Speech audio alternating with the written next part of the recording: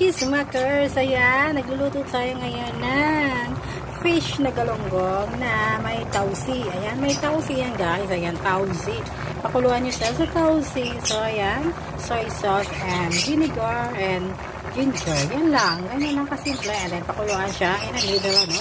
Para siyang sardinas later. So, ayan. Napakasarap talaga mga chismakers. So, ayan. Kumukulo ang ating fish. Mega fish yan.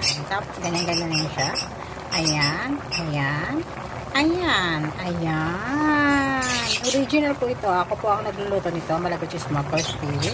So, ayan. Naririnig niyo sa background. Walang mga halong-halongan yan. Ako yan, guys. Ayan. Ako yan. Kailangan ba bang magpasilip ng aking kamay? Ayan. Ako, kamay ko yan. Oh, diba? Ayan. Kasi iba kasi kala nila hindi po nagluluto dito. Yan. Ang sarap ng ulam.